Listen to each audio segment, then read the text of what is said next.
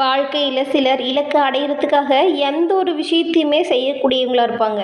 வாழ்க்கையில் அவங்க நினச்ச விஷயத்தை சாதிக்க விரும்புகிறது மட்டும்தான் அவங்களுக்கு ரொம்பவும் பிடிச்சதாக இருக்கும். அதற்காக எந்த ஒரு சிரமத்தையுமே எதிர்கொள்ள தயாராக இருப்பாங்க.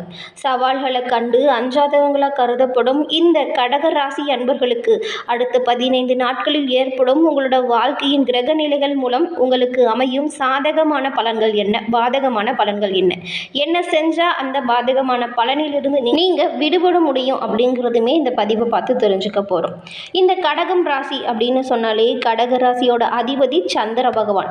இந்த கடக ராசிக்காரங்க பக்காவா திட்டத்தை தீட்டி வேலை செஞ்சு முடிக்கக்கூடியதை விரும்பக்கூடியவங்களா இருப்பாங்க.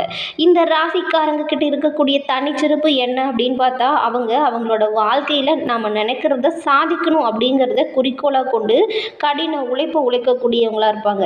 அதே சமயம் எந்த ஒரு விஷயத்தையுமே சாதிக்கும் யுக்திகளை வகுக்கிறதுல ரொம்பவும் வல்லமை மிகுந்து காணப்படுவாங்க.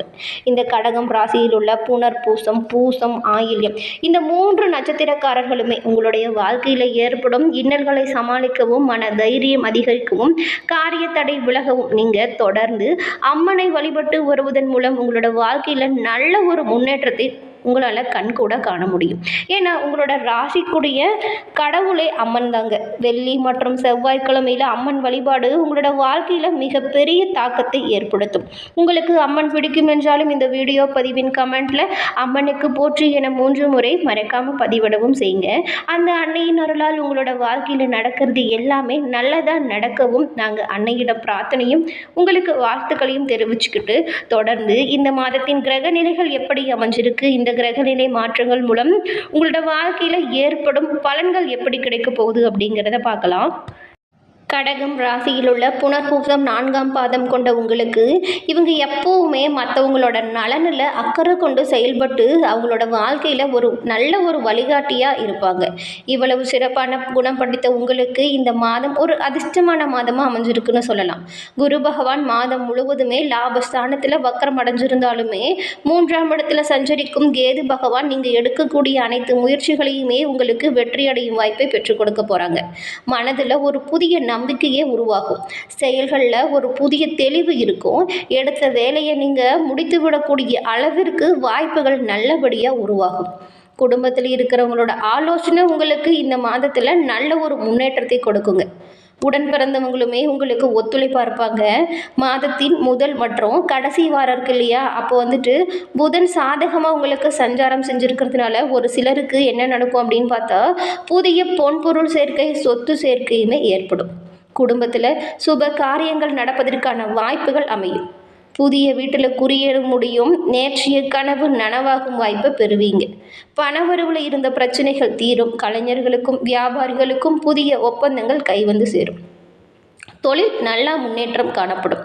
பாக்கியஸ்தான ராகுவால பெரியோரின் ஆதரவும் அவங்களோட சரியான ஒத்துழைப்பும் கிடைக்க போகுது. இஷ்ட தெய்வத்தின் அருள் கிடைக்கும். அஷ்டம ஸ்நானத்தில் சனி பகவான் சஞ்சாரம் செஞ்சதுனால எந்த ஒரு விஷயமா இருந்தாலுமே எச்சரிக்கையாக செயல்படுறது ரொம்பவும் நல்லது. உடல் நலனில் அவ்வப்போது சின்ன சின்ன சங்கடம் போகும். எதிரிகளால் உங்களோட செல்வாக்குக்கும் அந்தஸ்துக்கும் ஒரு சில சோதனை வரக்கூடலாம். அப்படிங்கிறதுனால நீங்கள் செய்யக்கூடிய செயல்களில் கவனமாகவும் எச்சரிக்கையாகவும் செயல்படுறது ரொம்பவும் நல்லது.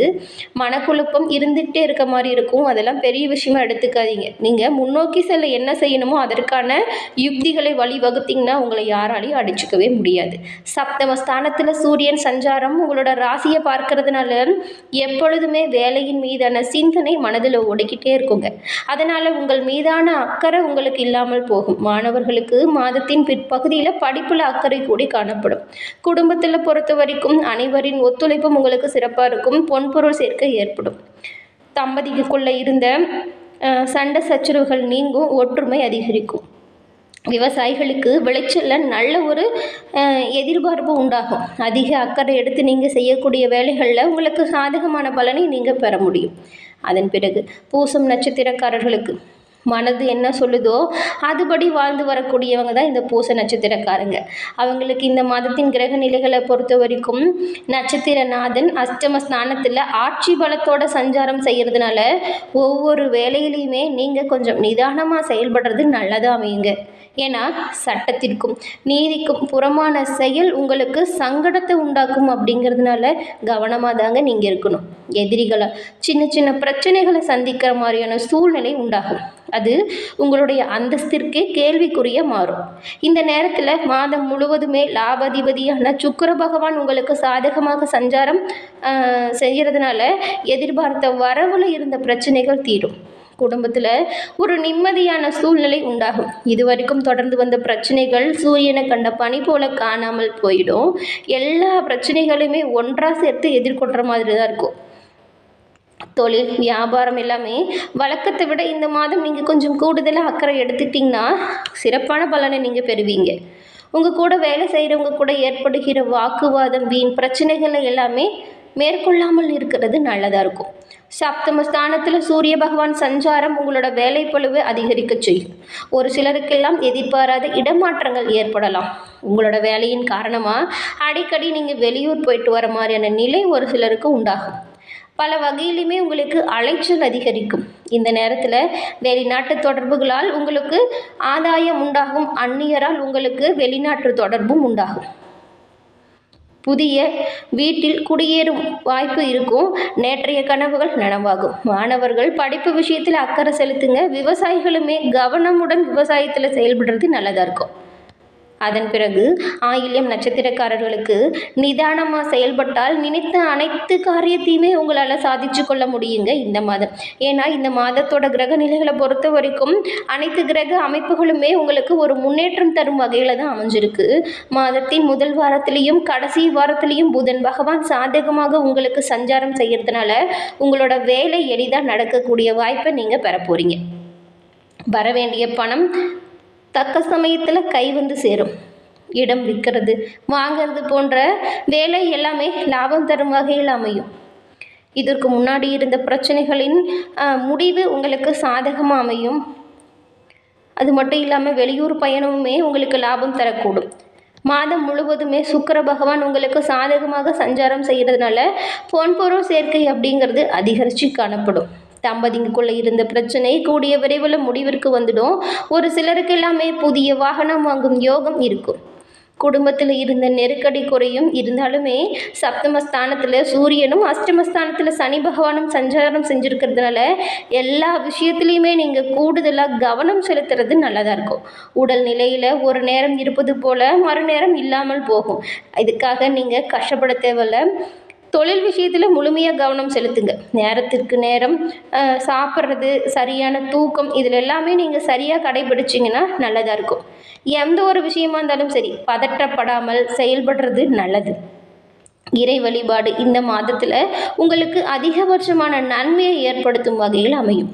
பெரியோரின் ஆதரவு கிடைக்கும். அதனால் சங்கடங்களில் இருந்து வெளியில் வருவதற்கு ஒரு உறுதுணையாகவே அவங்க இருப்பாங்க. நினைக்க வேலைகளை நினைத்த சமயத்தில் முடிக்கக்கூடிய வாய்ப்பு இருக்குது. வெளிநாடு செல்லும் முயற்சி இருந்துச்சுன்னா இப்போ மேற்கொள்ளுங்க, கட்டாயம் வெற்றி அடைவீங்க. புதிய முயற்சிகளில் மட்டும் நீங்கள் கொஞ்சம் கவனமாக செயல்படுறது நல்லது. மாணவர்களுக்கு மாதத்தின் கடைசியில் படிப்பு விஷயத்தில் அக்கறை உண்டாகும். ஆசிரியர்களின் சொல்படி நீங்கள் நடக்கிறது நல்லதாக இருக்கும். உங்களோட சொல்லுக்குமே உங்களோட பெற்றோர்கள் காது கொடுத்து கேட்பாங்க. அது மட்டும் இல்லாமல் இவ்வளவு நாள் உங்களுக்கும் அதாவது பிள்ளைகளுக்கும் பெற்றோருக்கும் இடையில் இருந்த மன வருத்தங்களும் கஷ்டங்களும் நீங்கி நீங்கள் சொல்வதை பிள்ளைகள் கேட்கிற மாதிரியான சூழ்நிலை உண்டாகும். உழைப்பாளர்களுக்கு நீங்கள் எதிர்பார்ப்புகள் எல்லாமே பூர்த்தியாகும் வாய்ப்பை பெறுவீங்க. இவ்வளவு நாள் நம்ம உழைக்கிறோம் ஆனால் அதை யாருமே மதிக்கலை அப்படின்னு சொல்லி மனசில் நிறைய சங்கடங்கள் தோன்றியிருக்கும். இந்த சங்கடங்களிலிருந்து விடுபடுவதற்கான வாய்ப்புகள் இருக்குது. அதற்கு நீங்கள் என்ன பண்ணணும் அப்படின்னு பார்த்தா இவ்வளவு நாள் இருந்த பிரச்சனைகளுக்கான அதாவது அந்த பிரச்சனையவே திரும்ப திரும்ப பேசி பெரிதுபடுத்தாமல் அடுத்த கட்ட நடவடிக்கை என்ன, உங்களோட தொழிலை எப்படி மேம்படுத்தணும், நம்மளோட தொழிலை எப்படி வளர்ச்சி அடைய செய்யணும் அப்படிங்கிற விஷயத்தில் கவனம் செலுத்தினீங்கன்னா ரொம்பவும் நல்லாயிருக்கும். சந்திர பகவானை ராசி அதிபதியாக கொண்ட இந்த கடக ராசி அன்பர்களுக்கு கடகம் ராசியில் உள்ள புனர்பூசம் பூசம் ஆயிலும் இந்த 3 நட்சத்திரக்காரர்களுமே வரக்கூடிய பிரச்சனைகளிலிருந்து சமாளிக்கவும் விடுபடவும் நீங்கள் செவ்வாய் மற்றும் வெள்ளிக்கிழமையில் அருகில் இருக்கும் அம்மன் ஆலயம் சென்று வழிபட்டு வாங்க, நல்ல தீர்வு பெறுவீங்க. என்ன கடகராசி அன்பர்களே, இந்த பதிவு நீங்கள் பயன்பெறும் வகையில் அமைஞ்சிருக்கும்னு நினைக்கிறேன். இந்த பதிவு பிடிச்சிருந்தால் லைக் பண்ணுங்கள், ஷேர் பண்ணுங்கள், கமெண்ட் பண்ணுங்கள். நீங்கள் இப்போ தான் ஃபஸ்ட் டைம் நம்மளோட சேனலை பார்க்குறவங்களா இருந்தால் மறக்காமல் சப்ஸ்கிரைப் பண்ணி வச்சு கூட வர பெல் ஐக்கானை கிளிக் பண்ணி வச்சுக்கோங்க. தொடர்ந்து நம்மளோட சேனலில் ஒவ்வொரு ராசிக்காரர்களுக்கும் அடுத்த 15 நாட்களின் கிரக நிலைகள் மூலம் என்ன மாதிரியான மாற்றங்கள் உண்டாகும் அது பற்றின தகவலை தான் சொல்ல போகிறோம். உங்களோட நண்பர்கள் உறவினர்கள் என்ன ராசி அப்படிங்கிறத தெரிஞ்சுக்கிட்டு அவங்களுக்குமே இந்த பதிவை ஷேர் பண்ண மறந்துடாதீங்க. தொடர்ந்து பார்த்தமைக்கு நன்றி நண்பர்களே. நன்றி, வணக்கம்.